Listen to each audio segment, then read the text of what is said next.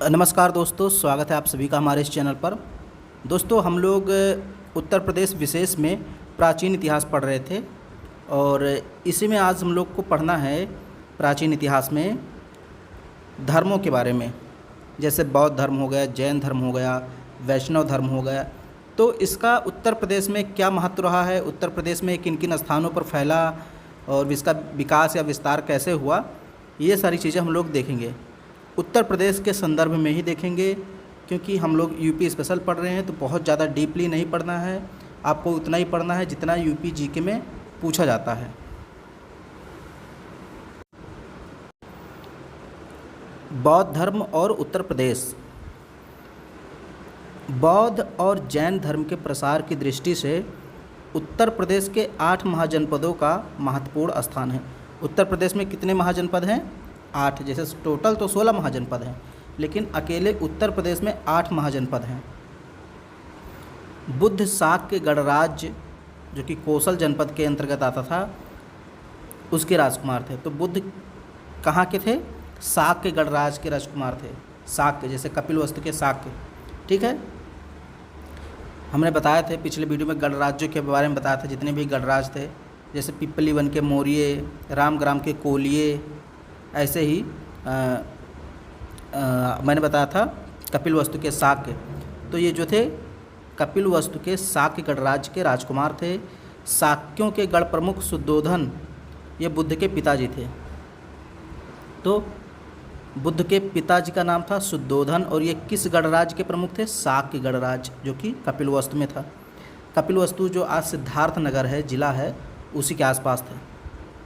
शाक्य वंश के लोग कौशल के इक्ष्वाकु की एक शाखा थी। शाक्य वंश के लोग जो थे ये कौशल के इक्ष्वाकु की एक शाखा थे, यानी जो कौशल में इक्ष्वाकु वंश था उसी की शाखा थी शाक्य वंश, ठीक है। कौशल नरेश प्रसेनजित ने शाक्य वंश में वैवाहिक संबंध स्थापित किए थे। कौशल नरेश, कौशल जो आजकल आप कह सकते हैं अयोध्या के आसपास है। अयोध्या, फैजाबाद, गोंडा, बस्ती, ये सब पहले कौशल महाजनपद के अंतर्गत आते थे। तो वहाँ के शासक थे प्रसेनजित।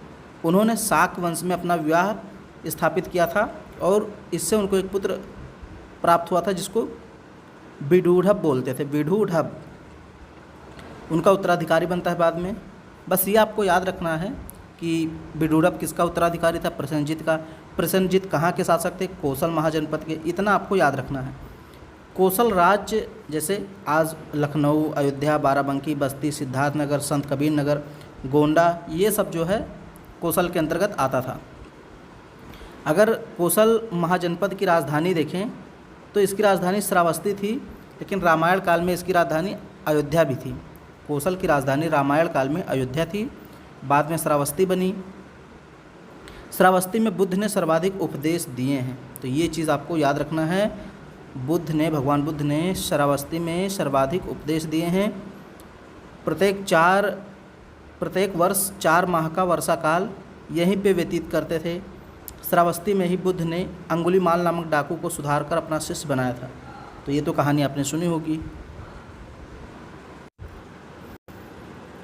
श्रावस्ती का ही एक व्यापारी था अनाथ पिंडक, जिसको सुदात भी कहीं कहीं बोलते हैं। उसने बुद्ध को जेतवन नामक विहार स्वर्ण मुद्राओं से खरीद कर दान में दिया था। तो ये कई बार पूछा गया है। जेतवन विहार, विहार का मतलब एक निवास स्थान होता था बौद्ध भिक्षुओं के रहने के लिए। तो जो जेतवन नामक विहार था उसको महात्मा बुद्ध को किसने दिया था? एक व्यापारी था श्रावस्ती का, अनाथ पिंडक, उसने दिया था। श्रावस्ती के ही एक अन्य व्यापारी थे, उनकी पुत्री विशाखा ने बुद्ध को पुब्बाराम नामक विहार दान में दिया था। पुब्बाराम, तो श्रावस्ती का एक अन्य व्यापारी था और उसकी पुत्री का नाम था विशाखा। उसी ने बुद्ध को पुब्बाराम नामक विहार दान में दिया था। ये देखिए, ये भगवान बुद्ध की प्रतिमा है, सारनाथ में बनी हुई, आप देख सकते हैं। बनारस में जाएंगे सारनाथ में तो यहाँ देख सकते हैं।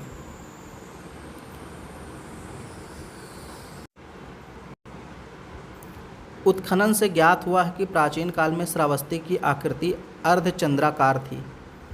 अर्धचंद्राकार थी। कौशल का राजा प्रसेनजित बुद्ध का परम अनुयायी था।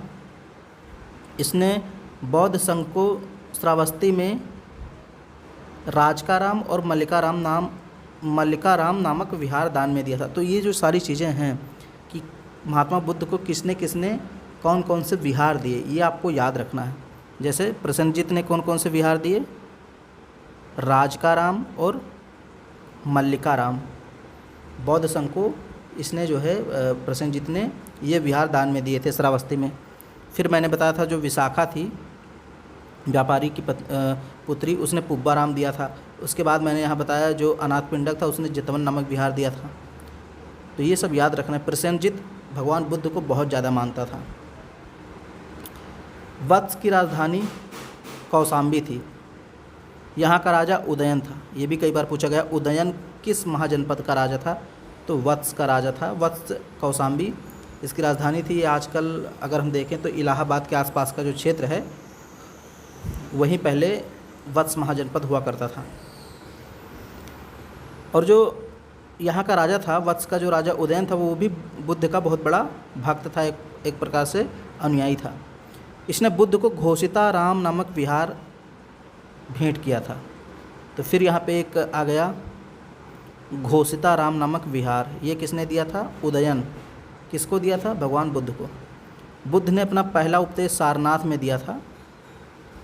सारनाथ के मृगदाव में दिया था। सारनाथ को पहले ऋषि पतन बोलते थे, ऋषि पत्तन। तो सारनाथ का एक स्थान है मृगदाव, वहीं पे बुद्ध ने सबसे पहले अपना उपदेश दिया था। और इस उपदेश को यानी प्रथम उपदेश को धर्म चक्र प्रवर्तन कहा गया, टर्निंग्स ऑफ द व्हील कहा गया। और किसे किसे उपदेश दिया था? तो 5 ब्राह्मणों को सर्वप्रथम ये उपदेश दिया था, कुंडिन, वाप्य, भद्रिक, अश्वजीत और महानाम। ये याद रखना, कुंडिन, वाप्य, भद्रिक, अश्वजीत और महानाम, ये 5 ब्राह्मण थे जिनको भगवान बुद्ध ने सर्वप्रथम सारनाथ के मृगदाव में उपदेश दिया था। ठीक।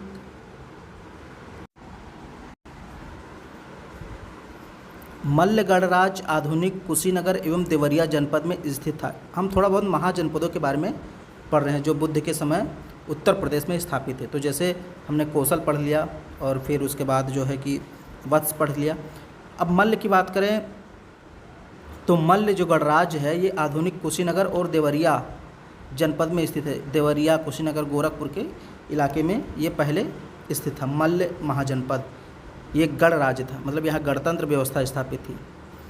और इसमें 9 गणराज्य शामिल थे। इसकी 2 राजधानियाँ थीं। मल्ल गणराज्य की 2 राजधानियाँ थीं। पहली कुशीनगर या कुशीनारा बोलते हैं। आज जो कसया है, कसया आप जानते हैं गोरखपुर के पास है, एक उपनगर है। तो जहाँ आज कसया स्थित है वहाँ पहले मल्ल की राजधानी हुआ करती थी, कुशीनारा या कुशीनगर। हालांकि आज जिला भी है कुशीनगर। दूसरी है पावा।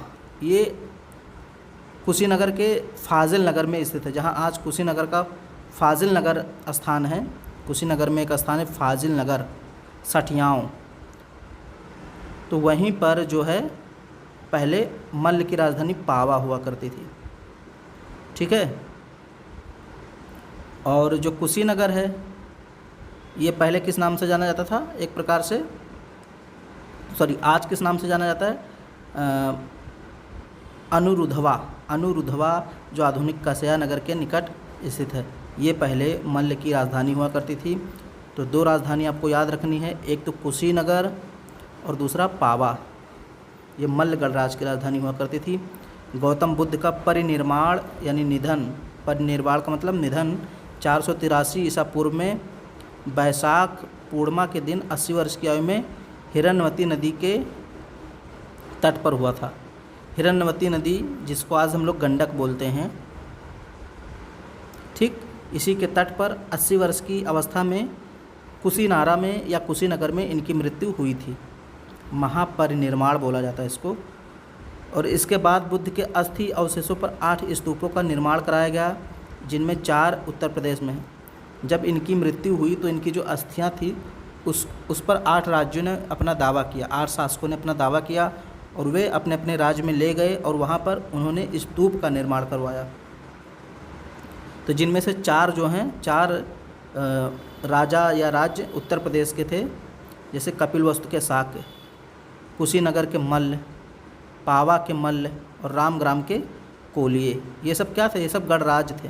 कपिलवस्तु, कुशीनगर, रामग्राम, पावा, ये सब गणराज थे और इन्होंने भगवान बुद्ध जी की अस्थियों को ले जा करके अपने अपने राज्य में क्या बनवाया? स्तूप बनवाया। कुछ इम्पॉर्टेंट चीज़ पढ़ लेते हैं बौद्ध धर्म से संबंधित। बुद्ध के जन्म, किशोरावस्था से लेकर मृत्यु तक की अधिकांश घटनाएं उत्तर प्रदेश में घटित हुई हैं। यही ऋषिपत्तन में सारनाथ, जिसको आज बोलते हैं, इन्होंने अपना प्रथम उपदेश दिया था और 5 ब्राह्मणों को दिया था। हम लोगों ने वो देख ही लिया है। इनके बचपन का नाम देखें तो बचपन का नाम था इनका सिद्धार्थ। इनका विवाह जो हुआ था कोलिये गणराज की जो राजकुमारी थी यशोधरा, उनसे इनका विवाह हुआ था। आज आप कल जो गोरखपुर में रामगढ़ ताल देखते हैं, रामगढ़ ताल आपने देखा होगा, योगी जी ने इसका बहुत ज़्यादा विकास कराया है। तो अब तो एक पर्यटन स्थल के रूप में बन गया है रामगढ़ ताल। तो आज जहाँ रामगढ़ ताल है वहीं पर बहुत पहले समय यानी प्राचीन काल में रामग्राम होता था और वहाँ जो गणराज स्थापित था वो कोलिय गणराज था, यानी रामग्राम में कोलिय गणराज था। उसी गणराज की राजकुमारी थी यशोधरा, जिनके साथ भगवान बुद्ध का विवाह हुआ था। 29 वर्ष की आयु में सिद्धार्थ अपनी पत्नी यशोधरा और अपने पुत्र राहुल को रात में सोते हुए छोड़कर ज्ञान की खोज में निकल पड़े। तो कब निकले थे? 29 वर्ष की आयु में इनकी पत्नी यशोधरा थी और पुत्र राहुल था। इन दोनों को सोते हुए छोड़कर ये ज्ञान की खोज में निकल गए। गोरखपुर के निकट अनोमा नदी, जिसको आज हम आमी नदी बोलते हैं, छोटी सी नदी है, अनोमा नदी को पार करके राजगृह का मार्ग अपनाया, यानी राजगृह बिहार की तरफ चल पड़े।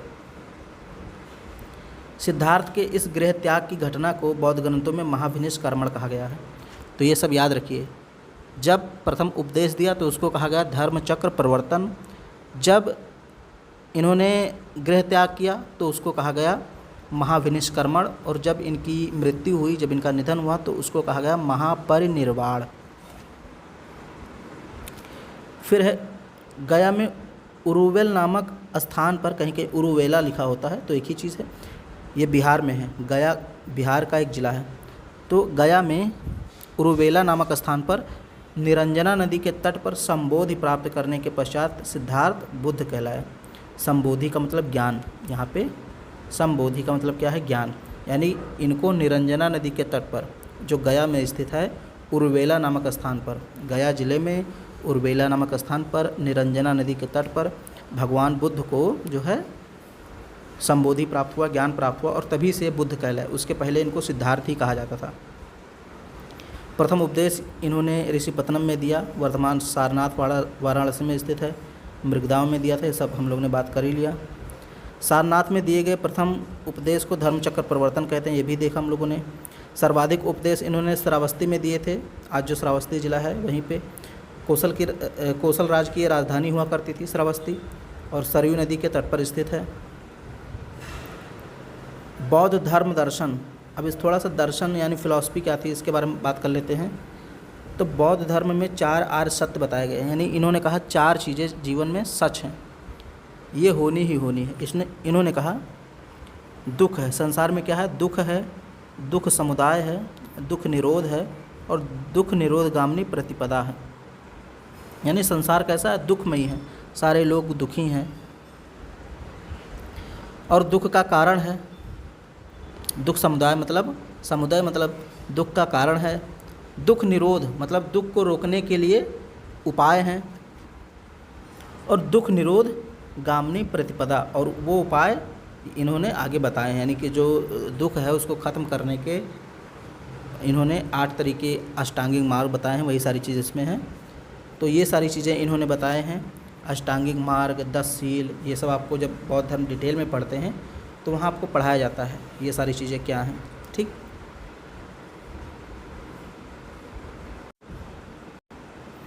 फिर अनीश्वरवाद और अनात्मवाद। अनीश्वरवाद मतलब बौद्ध धर्म जो है ईश्वर को नहीं मानता है। अनात्मवाद का मतलब आत्मा को भी नहीं मानता, वही चीज़ है। बौद्ध धर्म ईश्वर और आत्मा दोनों के अस्तित्व में विश्वास नहीं रखता। बुद्ध ने ईश्वर के नाम पर कभी भी सहमति व्यक्त नहीं की, किंतु पुरजोर खंडन भी नहीं किया है। ठीक, बुद्ध ने हर तरह के पूजा पाठ, यज्ञ आदि कर्मकांडों का विरोध किया। उन्होंने चातुर्वर्ण व्यवस्था को कुछ संशोधनों के साथ स्वीकार किया। ये बहुत बड़ी बात है। जो चातुर्वर्ण व्यवस्था थी उसको इन्होंने स्वीकार किया है, लेकिन उसमें कुछ संशोधन करके, यानी जो हमारे यहाँ वर्ण व्यवस्था थी उसको स्वीकार किया है संशोधनों के माध्यम से। आत्मा के अस्तित्व को नकारते हुए भी बौद्ध धर्म पुनर्जन्म को स्वीकार करते हैं, और इसके अनुसार पुनर्जन्म आत्मा का नहीं, इच्छाओं और तृष्णा का होता है। तो ये चीज़ याद रखिए, महात्मा बुद्ध जी हैं, ये ईश्वर और आत्मा को नहीं मानते हैं। उनका मानना है कि ईश्वर और आत्मा का अस्तित्व नहीं है, लेकिन ये पुनर्जन्म में विश्वास रखते हैं। तब जैसे सनातन धर्म या जो हिंदू धर्म है वो मानता है कि आत्मा एक शरीर से दूसरे शरीर में जा कर के पुनर्जन्म लेती है, लेकिन ये कहते हैं ऐसा नहीं है। पुनर्जन्म तो होता है, लेकिन उसमें आत्मा नहीं जाती है। उसमें क्या जाता है, इच्छाएं और तृष्णाएं जाती हैं।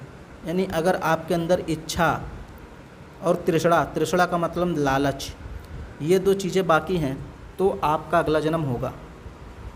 ये जो है महात्मा बुद्ध जी का कहना है कि अगर आपके अंदर इच्छाएं हैं, तृष्णाएं हैं, तो तो आपका अगला जन्म होगा। आपको मोक्ष एक प्रकार से नहीं मिलेगा, क्योंकि जिस दिन मोक्ष मिल गया, यानी कि जिस दिन आपके अंदर से इच्छाओं का त्याग हो गया, तृष्णा आपके अंदर से चली गई, लालच चली गई, उस दिन आपके अंदर से सारी चीज़ें चली गई, तो क्या होगा, आप मोक्ष को प्राप्त हो जाएंगे, और ये जो जन्म मरण का बंधन है इससे मुक्ति पा जाएंगे। ठीक है। फिर है बुद्ध की शिक्षाओं में सर्व प्रमुख है मंजिम प्रतिपदा। मंजिम का मतलब होता है मध्यम। इन्होंने मध्यम मार्ग को अपनाया है, मतलब बहुत ज़्यादा कठोर मार्ग या कठोर तपस्या जैसी चीज़ों को इन्होंने नहीं अपनाया है। इन्होंने कहा मनुष्य को ना तो अधिक विलास करना चाहिए और ना ही सीमा से अधिक संयम बरतना चाहिए। ठीक, भोग विलास मतलब आराम करना चाहिए। ठीक है। प्रतीत समुत्पाद, ये चीज़ें समझना बहुत ज़रूरी है। प्रतीत समुत्पाद, पहले मैं इसको समझा देता हूँ फिर बताता हूँ।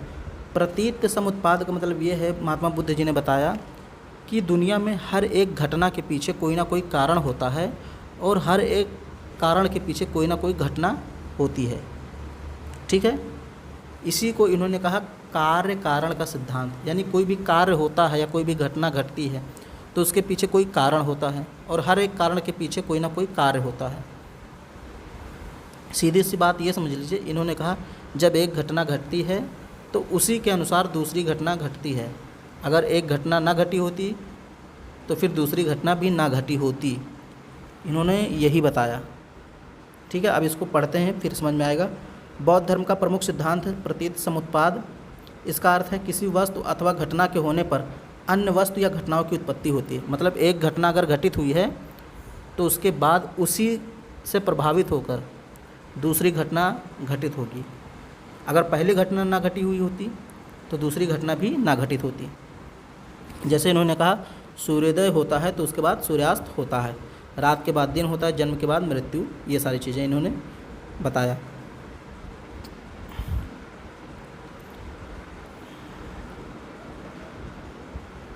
बौद्ध धर्म के संप्रदाय की बात करें तो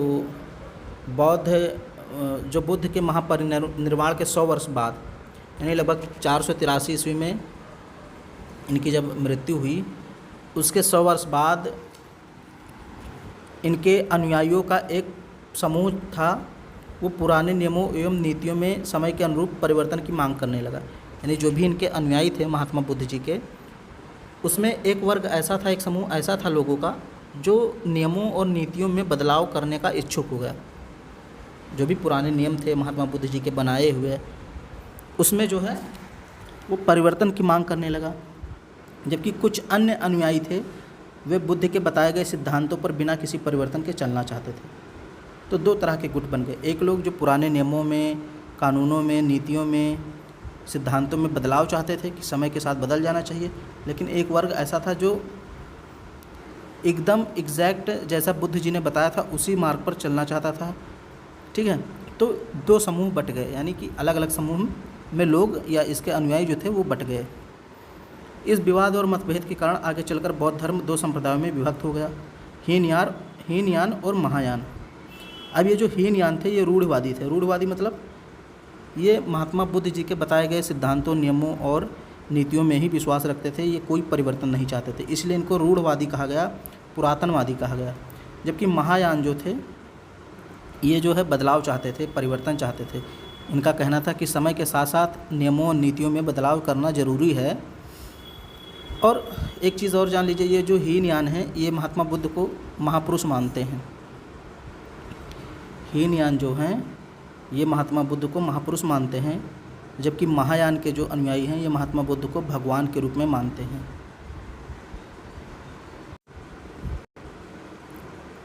इसको देख लीजिए, हीनयान या बुद्ध के उन अनुयायियों का संघ था जो बुद्ध के बताए गए मार्ग पर पूर्ववत चलना चाहते थे और किसी भी तरह के परिवर्तन के विरुद्ध थे, यानी परिवर्तन नहीं लाना चाहते थे। इन्हें रूढ़िवादी या छोटी जहाज कहा गया। हीनयान का मतलब छोटी जहाज, इन्हें छोटी जहाज पर सवार कहा गया। मतलब ये छोटी जहाज पर सवार है, कहने का मतलब इनकी संख्या कम थी, क्योंकि जो रूढ़िवादी या पुराने लोग थे, पुरानी विचारधाराओं पे चलना चाहते थे, उनकी संख्या कम थी, तो इनको हीनयान कहा गया। हीनयान का मतलब होता है छोटी जहाज पर सवार। महायान, यान का मतलब जहाज और महायान का मतलब बड़ा जहाज, यानी यह परिवर्तनवादियों का संघ था। इसके अनुयायी बौद्ध धर्म के आरंभिक कठोर नियमों में उदारवादी बदलाव के पक्षधर थे। इनका कहना था कि महात्मा बुद्ध जी ने हमेशा मध्यम मार्ग को अपनाया है, इसलिए हमें भी कठोर मार्गों को छोड़ करके मध्यम मार्ग को अपनाना चाहिए और नियमों को, नीतियों को उदारवादी बनाना चाहिए, उनमें परिवर्तन करना चाहिए। अधिक संख्या में होने के कारण इन्हें महायान कहा गया। महायान का मतलब बड़ी जहाज। अब ये जो दो शाखाएं थी, इन्हीं से और कई शाखाएं बनती हैं। महायान से आगे चलकर वज्रयान नामक एक संप्रदाय का उदय हुआ जो तंत्र मंत्र, जादू, टोना टोटका में विश्वास रखता था। तो ये देखिए बौद्ध धर्म के संप्रदाय हैं यहाँ पे, और इनका विभाजन सबसे पहले हीनयान बना और महायान। फिर हीनयान भी दो भागों में बट गया, वैभाषिक और सौत्रांतिक। इसी तरह महायान भी कई भागों में बट गया, जैसे शून्यवाद जिसको माध्यमिकावाद कहते हैं, वज्रयान विज्ञानवाद या योगाचार। तो इसमें जो है वज्रयान था ये जादू, टोने, तंत्र मंत्र में विश्वास रखता था, क्योंकि ये थोड़ा सा ब्राह्मण धर्म से प्रभावित था। वज्रयान जो था ये ब्राह्मण धर्म से प्रभावित था। तो ये इतना जो है बौद्ध धर्म के बारे में हम लोग को पढ़ना है उत्तर प्रदेश के संदर्भ में। वैसे अगर बौद्ध धर्म हमको पढ़ना होता तो इसको और डिटेल में पढ़ते, फिर शुरू से हम लोग को सब कुछ पढ़ना पड़ता, लेकिन हम लोग को उत्तर प्रदेश विशेष, यानी कि उत्तर प्रदेश के संदर्भ में ही हर एक चीज़ को पढ़ना है, तो इसलिए इतना ही पढ़ेंगे। अब आगे हम लोग जैन धर्म को पढ़ेंगे, थोड़ा सा जैन धर्म है, फिर वैष्णव धर्म को पढ़ेंगे, फिर उसके बाद जो है राजवंशों के बारे में पढ़ना शुरू करेंगे। वीडियो पसंद आए तो उसको लाइक कर दीजिए, चैनल को सब्सक्राइब कर लीजिए, अपने सभी दोस्तों में शेयर ज़रूर कीजिए।